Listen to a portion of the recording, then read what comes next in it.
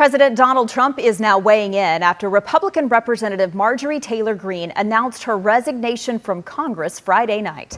This comes after a very public fallout with President Trump over the vote to release the Epstein files.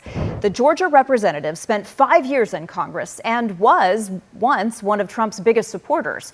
The president responded with a post on Truth Social calling her a traitor. Desde finales de diciembre, el silencio entre los aliados del Ejecutivo comenzó a romperse de forma visible y documentada en el Congreso. La sesión a puerta cerrada celebrada el 29 de diciembre en el Congreso se caracterizó por una lectura que alteró la dinámica interna de un bloque partidista hasta entonces cohesionado. 47 parlamentarios, entre ellos 16 miembros de la propia base gubernamental, firmaron un documento en el que se solicita de manera directa y formal la renuncia del presidente en ejercicio. El gesto, inusual en su forma y contenido, rompió un patrón de contención institucional que predominaba incluso durante episodios recientes de crisis. El impacto del episodio no se limitó a lo que ocurrió dentro de la sala en ese momento. Desde las primeras horas tras la lectura pública de la carta, se observó un movimiento coordinado entre los líderes parlamentarios y los asesores jurídicos, lo que indica que la iniciativa no fue un acto aislado de disidencia, sino una etapa calculada de una respuesta colectiva a un documento hasta entonces restringido a entornos de seguridad reforzada. Según fuentes con acceso al memorándum que motivó la carta, el contenido apunta a una interferencia deliberada del Ejecutivo en las autorizaciones operativas del Departamento de Defensa, con el objetivo de vincular las decisiones militares a manifestaciones públicas de apoyo político por parte de altos mandos. La gravedad que sugiere el texto ha dado lugar a interpretaciones que trascienden las divergencias partidistas tradicionales. La lectura del documento en el Pleno por parte de un congresista con un historial de defensa de la administración reforzó la percepción de que se estaban poniendo a prueba los límites de la gobernabilidad de una manera sin precedentes. Las reacciones posteriores confirmaron el carácter atípico de la iniciativa. Los miembros del Comité de Servicios Armados que participaron en las discusiones internas en las 48 horas previas a la lectura informaron que la decisión de hacer pública la carta fue precedida por una serie de reuniones de revisión técnica y legal, con el apoyo de asesores legislativos y especialistas en derecho constitucional. Entre los puntos destacados se encuentra la mención explícita en el memorándum de instrucciones para que determinadas operaciones en zonas de riesgo se mantuvieran en espera hasta que los oficiales militares aceptaran participar en eventos organizados por líderes políticos vinculados a la campaña presidencial. La redacción de la carta, aunque cautelosa en su lenguaje, indica que la práctica comprometió la autonomía estratégica del aparato militar y creó un precedente que desafía los principios establecidos de control civil sobre las Fuerzas Armadas. Un fragmento específico del documento destaca que la subordinación de la defensa nacional a objetivos electorales representa una ruptura con el deber constitucional de garantizar decisiones basadas exclusivamente en la seguridad y el interés colectivo. El simple hecho de que parlamentarios de ambos partidos hayan firmado el texto refuerza la interpretación de que el episodio no se limita a un enfrentamiento político, sino que refleja una preocupación sistémica por la integridad del proceso de toma de decisiones en materia de seguridad nacional. Es en este tipo de entorno donde el seguimiento analítico continuo se vuelve indispensable. Para quienes buscan comprender las ramificaciones institucionales en su complejidad real, sin atajos retóricos ni conclusiones artificiales, este espacio editorial ofrece una cobertura basada en hechos documentados e interpretaciones contrastadas. Aunque la carta no tiene efectos jurídicos inmediatos, su repercusión se ha ampliado por su origen bipartidista y por la elección de los firmantes. Muchos de ellos ocupan puestos estratégicos en comisiones de gran impacto y, históricamente, evitan rupturas abiertas con el liderazgo ejecutivo. El posterior silencio de la Casa Blanca ante las acusaciones centrales contribuyó a aumentar la tensión, ya que hasta el momento no ha habido ninguna refutación documental o técnica del contenido del memorándum. En cambio, las declaraciones públicas se limitaron a descalificar a los autores de la carta con argumentos políticos genéricos, evitando referencias directas al material que motivó la crisis. Este patrón de reacción, centrado en el intento de deslegitimar a los interlocutores sin confrontar directamente los elementos sustantivos, fue interpretado por los analistas como un indicio de que la administración busca ganar tiempo mientras evalúa el grado de adhesión interna a la moción de renuncia. Al mismo tiempo, los líderes republicanos que no firmaron la carta iniciaron consultas informales con sus electores y asesores jurídicos, según informaron los periodistas que siguen los entresijos del Congreso. Este movimiento paralelo, aunque todavía discreto, sugiere que el episodio tendrá repercusiones graduales a medida que el contenido del memorándum sea conocido por otros parlamentarios. Es en este contexto que el funcionamiento del Congreso pasó a reflejar un nuevo grado de convergencia institucional, con comisiones permanentes y órganos de fiscalización activando dispositivos raramente utilizados en situaciones de conflicto entre los poderes.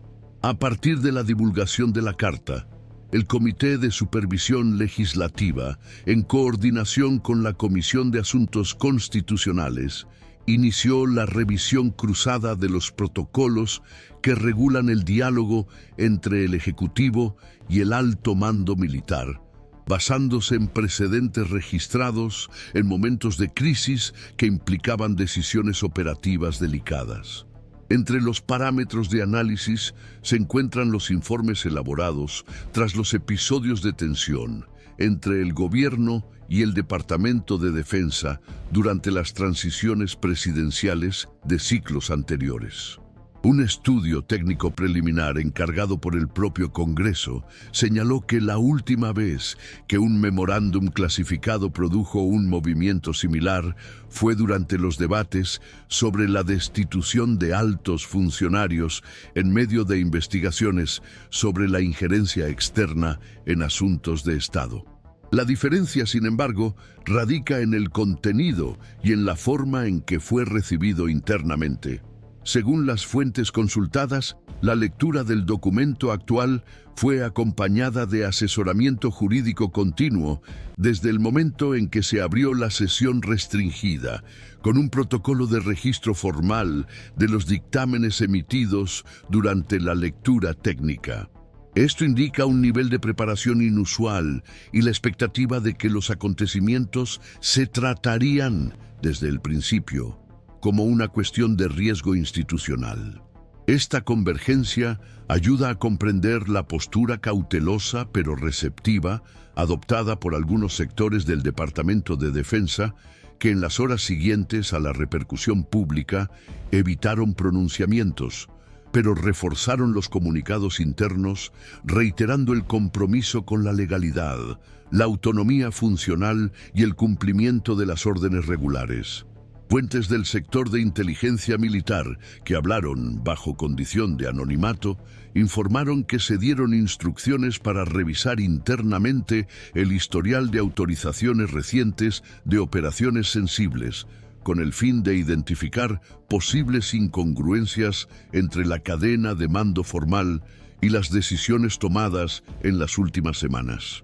Paralelamente, miembros del Consejo de Seguridad Nacional iniciaron un proceso de verificación cruzada de los registros de comunicación entre las oficinas del Ejecutivo y los comandos operativos en al menos 3 regiones, donde hay destacamentos estadounidenses en misiones de vigilancia. Aún no hay confirmación oficial sobre el resultado de estas revisiones, pero la simple instauración de estos procedimientos demuestra que el memorándum no fue tratado como un episodio político común, sino como un vector potencial de inestabilidad administrativa y jurídica. La apertura de tales verificaciones, aunque sea de forma confidencial, activa mecanismos que requieren el seguimiento por parte del Congreso, lo que justifica la movilización de los parlamentarios que buscan ampliar el número de firmas en el documento original. Entre los fundamentos jurídicos esgrimidos por los analistas legislativos, destaca la doctrina de la responsabilidad funcional del comandante en jefe, según la cual el presidente, aunque dispone de amplia autoridad sobre las decisiones militares, está vinculado al principio de imparcialidad administrativa y supremacía del interés público. Este entendimiento, consolidado por decisiones anteriores de la Corte Suprema en contextos de guerra y crisis institucional, establece que cualquier uso de los medios militares para fines privados, electorales o partidistas constituye un abuso de la función pública.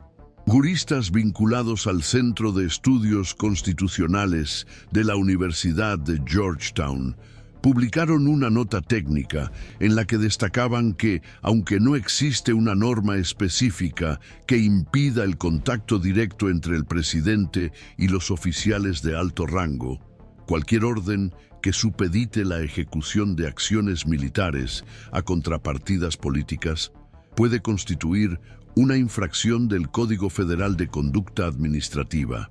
Este punto se considera delicado, ya que no solo implica la interpretación de normas jurídicas, sino también la reconstrucción de intenciones y motivaciones, lo que requiere una investigación detallada, con análisis documental y testimonial. Por ello, el envío de la carta como documento político fue, según sus autores, la única vía posible en ese momento, ya que aún no hay elementos procesales suficientes para sustentar una iniciativa de otra índole. Para quienes siguen de cerca la arquitectura institucional estadounidense, comprender estas capas de funcionamiento y sus límites es lo que permite distinguir las rupturas reales de los ruidos momentáneos. Este canal mantiene un compromiso con esta lectura cualificada y continua, ofreciendo contexto donde otros solo ofrecen conflicto. Otro elemento que contribuyó a aumentar la tensión fue la reacción del propio Ejecutivo, que optó por centrar su respuesta en deslegitimar a los firmantes, evitando cualquier mención directa al contenido del memorándum. En lugar de divulgar una versión alternativa de los hechos o presentar argumentos técnicos sobre la supuesta inconsistencia de la denuncia, la Casa Blanca publicó notas en las que acusa a los parlamentarios de someterse a una narrativa artificial alimentada por sectores contrarios al gobierno. Esta estrategia comunicativa, aunque ya utilizada en crisis anteriores, resultó insuficiente para contener la difusión del tema entre los canales institucionales. Varios jefes de gabinete de parlamentarios aliados informaron de un aumento significativo en el volumen de mensajes de los votantes pidiendo una posición sobre el caso. Paralelamente, asociaciones de militares de la Reserva comenzaron a emitir notas públicas, solicitando respeto a la independencia operativa y claridad en las decisiones de mando, términos que, aunque diplomáticos, fueron interpretados como manifestaciones indirectas de preocupación por el contenido del documento divulgado. Estas manifestaciones tuvieron eco en la prensa internacional, con editoriales publicados en medios de referencia que sugerían que Estados Unidos está atravesando un momento de redefinición de sus parámetros de control civil sobre la estructura militar. A partir de ese momento, los órganos de control comenzaron a discutir internamente la activación de dispositivos de escucha institucional, como audiencias públicas, con representantes de las Fuerzas Armadas y la convocatoria de asesores jurídicos independientes para emitir dictámenes sobre los límites constitucionales de la autoridad ejecutiva en el contexto electoral. Aunque aún no se sabe cuándo se celebrarán estas audiencias, la mera posibilidad de su programación ya tiene efectos sobre la estabilidad de las relaciones entre los poderes. El hecho de que el Congreso considere escuchar, bajo juramento, a miembros de la cadena de mando militar representa un cambio significativo en la forma de interpretar la gravedad del episodio. No se trata solo de investigar el origen de un documento o la veracidad de sus alegaciones, sino de comprender si existe un patrón de conducta que compromete de manera estructural la fiabilidad del proceso de toma de decisiones en materia de seguridad nacional. Existen opiniones divergentes sobre los efectos jurídicos e institucionales que este episodio podría generar, especialmente teniendo en cuenta la naturaleza del memorándum y la forma en que se introdujo en el contexto parlamentario. Para algunos juristas, la carta de renuncia firmada por miembros del Poder Legislativo no es, por sí sola, un desencadenante formal para la apertura de procesos legales, pero representa un hito político con impactos acumulativos. Desde esta perspectiva, el documento cobra valor al reorganizar las relaciones internas y presionar para que se lleven a cabo investigaciones que antes se consideraban improbables dentro de la propia base gubernamental. Por otro lado, los analistas consideran que el movimiento aún no tiene la fuerza suficiente para provocar una ruptura institucional significativa, sosteniendo que sin la creación de una comisión investigadora con poderes específicos, el caso tiende a ser absorbido por el ciclo de narrativas concurrentes que define el escenario político actual. Entre estas dos interpretaciones surge una tercera visión, que el impacto más relevante podría producirse en la confianza de la sociedad civil en la imparcialidad del mando de las Fuerzas Armadas. Las encuestas preliminares indican que aumenta la desconfianza en cuanto al uso político de las estructuras de defensa, especialmente entre los votantes independientes y los militares de la reserva. El debate se centra, en este momento, en la legitimidad de las órdenes supuestamente emitidas, en la autoridad de quienes las ejecutaron y en la posible omisión de instancias superiores ante instrucciones que, según los informes, habrían sobrepasado los límites institucionales. Los expertos en gobernanza civil militar señalan que el hecho de que el memorándum haya sido tratado con seriedad por los líderes de las comisiones estratégicas ya pone de manifiesto que la denuncia no ha sido desestimada. Aunque las órdenes no se hayan cumplido plenamente, el hecho de que se hayan emitido constituye un problema sistémico, ya que demuestra que existe margen para influencias informales en la toma de decisiones militares. Esta constatación, incluso sin la confirmación de todos los detalles operativos, sienta un delicado precedente. El riesgo, según los expertos, es que la frontera entre el mando legítimo y la intervención política se vuelva cada vez más difusa, sobre todo en un contexto de intensa polarización. Según los registros disponibles, algunos líderes republicanos que aún no han firmado la carta comenzaron a analizar el contenido del memorándum en salas controladas puestas a disposición por las comisiones temáticas. Este acceso restringido indica un esfuerzo institucional por rastrear y preservar la integridad del documento. El registro formal de lectura, con la firma y la identificación de los parlamentarios que consultaron el material, permite seguir la circulación de la información dentro del legislativo y verificar si existe una relación entre el contacto directo con el texto y los cambios de posición pública. Los analistas del comportamiento parlamentario observan que en crisis institucionales anteriores, Cambios de postura como estos precedieron a votaciones decisivas en las que la ruptura de la lealtad partidaria fue determinante. No hay consenso sobre lo que jurídicamente puede caracterizarse como abuso de poder en este caso. Parte de la doctrina constitucional entiende que el presidente tiene discrecionalidad para definir la conveniencia y oportunidad de las acciones militares, siempre que no haya violación directa de las normas legales ni uso de recursos públicos con fines electorales. Otra corriente argumenta que vincular las decisiones operativas a contrapartidas políticas, aunque sea de forma indirecta, compromete el principio de imparcialidad y puede constituir una improbidad administrativa en sentido amplio. Esta divergencia se refleja en los dictámenes preliminares de los asesores parlamentarios, que indican caminos distintos para una eventual judicialización. Mientras que algunos sugieren que el episodio podría calificarse como infracción ética o falta de decoro, otros defienden la necesidad de una investigación criminal detallada, dependiendo de la materialidad de los hechos relatados en el memorándum. Es innegable que la situación provocó cambios en la postura de una parte significativa de la base gubernamental. Los parlamentarios que hasta entonces evitaban las críticas públicas comenzaron a expresar su malestar con la gestión del Ejecutivo en temas delicados.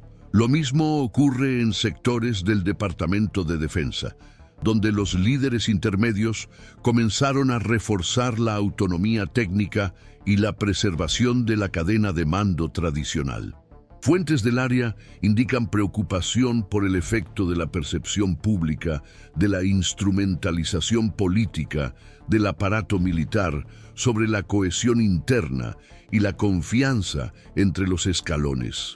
Este temor se refleja en comunicados recientes de entidades representativas que, sin citar directamente el episodio, reafirman su compromiso con la legalidad y la neutralidad funcional de las Fuerzas Armadas.